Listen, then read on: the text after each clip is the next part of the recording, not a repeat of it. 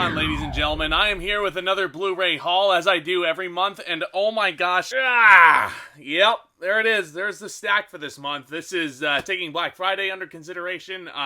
We also have some Criterions down here, because, you know, Barnes & Noble does that Criterion sale every July and every November. Yeah, I got sick. But if you guys are enjoying this content, if you guys are new to the channel, welcome. Please consider hitting that subscribe button down below as hard as you possibly can. As you guys know, I am so stoked to be here discussing cinema and all things entertainment with you guys. And I do Blu-ray haul videos every single month, so if you want to continue seeing these kind of videos, hit that subscribe button down below, and please be sure to leave a thumbs up on this video by the end if you enjoy it. Let's talk some movies, shall we? We got 20 actually in the stack. I can't believe it. I counted all of them. Whew! Let's do it. Hydro Flask. Can't go wrong with it when you're recording. Alright, first one on the stack, fitting seeing what time of year it is. It's the original How the Grinch Stole Christmas special, starring Boris Karloff as the voice of this green guy over here.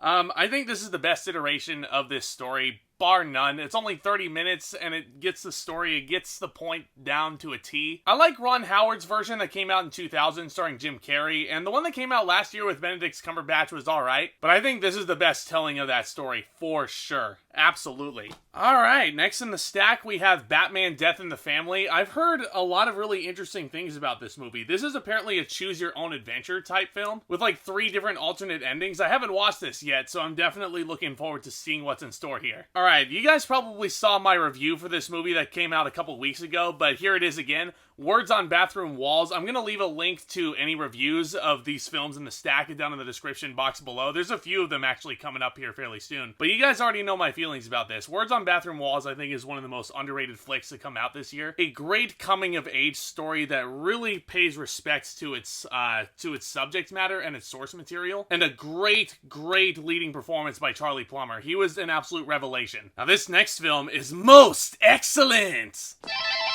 I had to do that again for this one. It's Bill and Ted Face the Music, and I also have a review for this one on my channel. This was so much fun. This is certainly better than Bogus Journey. That's the only one that I don't own of the Bill and Ted collection because it's not very good. But this one certainly was a lot of fun. Alright, speaking of movies I've already reviewed on the channel, Unhinged, starring Russell Crowe.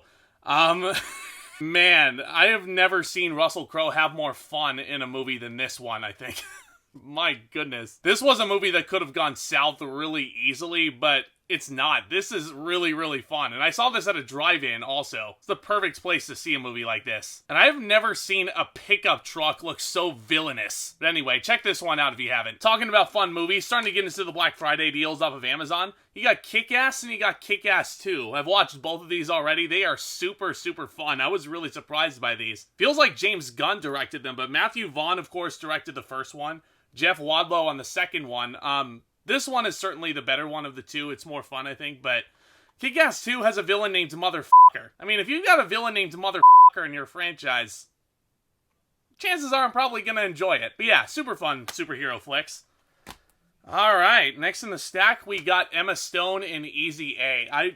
I could be wrong on this, but I think this is the film that rose Emma Stone to the prominence that she's in now. And she was great here. This isn't the best coming-of-age film I've ever seen. Still certainly very solid. It's got a very good cast, also. Now, speaking of great casts and a great director in Steven Soderbergh, you got Aaron Brockovich, an Oscar-winning turn from Julia Roberts, if I remember right. This is a blind buy, believe it or not. I still haven't watched this movie yet. At the time of recording, I still haven't seen it. Mom, if you're watching this, please don't give me such a hard time. I promise I'm gonna get to this eventually. How about this for a stacked cast? Heat. Yeah, I'm surprised I'd never owned this before, but it has Al Pacino, Robert De Niro, Val Kilmer. Can't really go wrong with this. This is a great, great heist film. And the hits for the golden statues just keep on coming. This is honestly one of my favorite comedies ever. My Cousin Vinny, with Joe Pesci and an Oscar-winning turn from Marissa Tomei. This film is so funny. The first time I actually watched this film was earlier this year with a friend of mine, and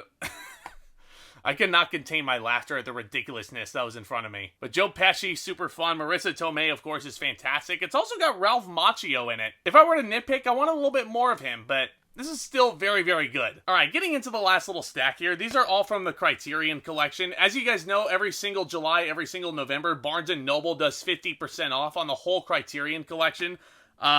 so I went ham on it. I got sick over there. But first film up is another Steven Soderbergh directed film. It was nominated for Best Picture in the year 2000. Traffic. I have not seen this movie in years, but I do remember being deeply affected by it. I remember Don Cheadle's performance in particular being unbelievable. If you haven't seen Traffic, this movie will do stuff to you. Hey, speaking of great directors, this is the second film from one of my favorites, Wes Anderson, Rushmore. I'm surprised I don't own more of these Wes Anderson films, and this is the only one I picked up through this sale. I think this one's honestly got one of the better casts that he has. Bill Murray, of course, he's in almost every Wes Anderson film, I think, but I can't wait to watch this one. Yet another great director, one of his classics from the year 1968, the film that messed everybody up, Rosemary's Baby. I mean, what else is there really to say? It's Rosemary's Baby. Messed up is what this is. Alright, getting into the last two, I really like the sets that these last two came in. It's almost like it's a nice little matte finish to these little slip covers here.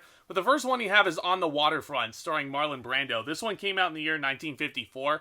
I'm not sure if it won Best Picture or not. I'm pretty sure it was up there. It was in contention for it, at least. But a lot of people are saying this is Marlon Brando's best performance. This was before he ever became Vito Corleone, so it's probably a toss-up. This one's certainly a classic. I cannot wait to pop this in. And last, but certainly not least, you got The Irishman.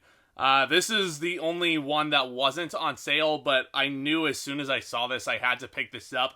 Martin Scorsese's latest masterpiece. I'm not sure, it's hard for me to judge Martin Scorsese's films right now because they're all brilliant. I don't think this is one of his best films, but it's certainly Scorsese doing what he does best, making a solid mafia film, which is almost a lost art these days. Robert De Niro was great in the lead, but Al Pacino as Jimmy Hoffa, I mean, you can't get more perfect casting than that. I mentioned him even earlier in this video. Joe Pesci in here, unbelievable performance. It was so cool to see him in a new film and still killing it like he always does. Now, a lot of you might be looking at me and saying, Zach, this movie is way too damn long.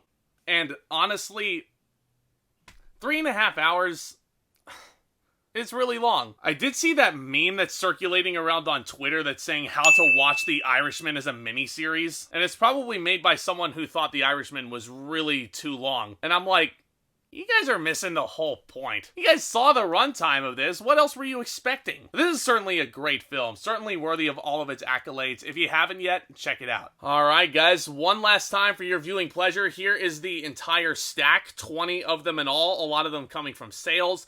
Man, this was... I don't know, guys.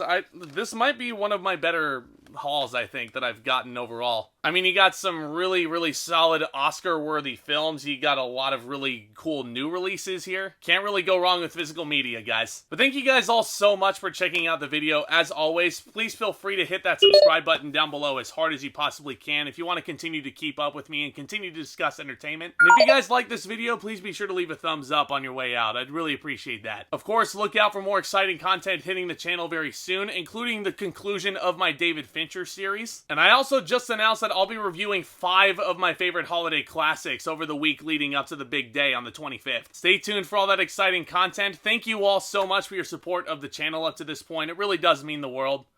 And with all that being said, Back Talk, commence.